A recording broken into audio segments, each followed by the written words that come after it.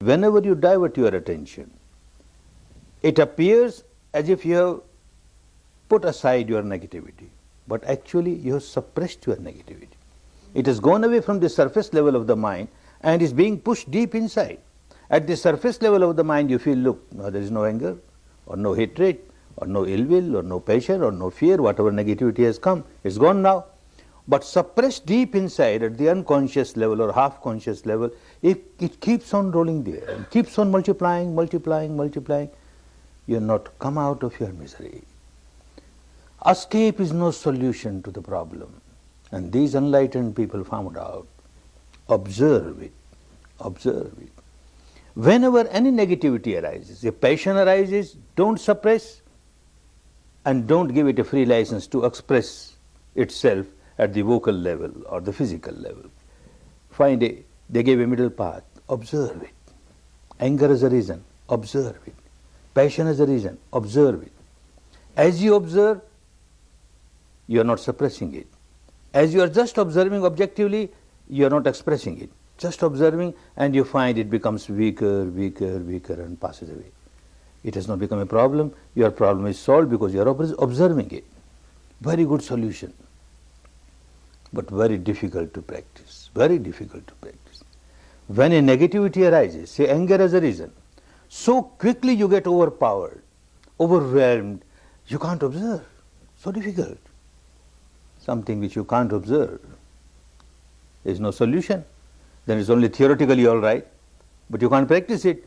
These enlightened people, when they gave any sermon or any advice, it was practical advice. They knew very well that when a negativity arises, it is so difficult for anyone to observe the negativity, abstract negativity as it is. But they realized mind and matter are so interrelated. As soon as a negativity arises in the mind, say anger is a reason, passion is a reason, fear is a reason, any impurity is a reason, two things start happening at the physical level. One at a little gross level, other at a little subtle level. At the gross level, your breath will lose its normality. When you have anger or passion or fear, breath can never remain normal. It will become little fast, little hard. When that particular impurity has gone away, again it will become normal. So something starts happening at the respiration level. And another thing at a subtler level, some biochemical reaction will start. Palpitation might become increased. Heat may be there. Perspiration may be there. Tension may be there. Something starts happening at the biochemical reaction of the body level. And that is why enlightened people said, observe your respiration. Observe sensation. Observing respiration, observing sensation, you are not diverting your attention to something else. Because this very sensation, this very respiration is like the other side of the coin. On the one side of the coin, you go to your mental negativity. On the other side, these physical things that are happening, your respiration becoming abnormal or your sensation on the body. So you are facing the problem. You are not running away from the problem. You are not suppressing the problem.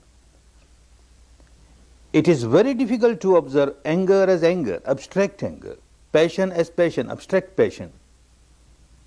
But if one practices, it becomes easy to observe the respiration, to observe the sensation on the body. And this is what they started teaching. Because it was very clear that for ordinary person, once one gets developed, then it becomes easy. Even abstract anger, abstract passion can be observed objectively. A very wonderful solution was found.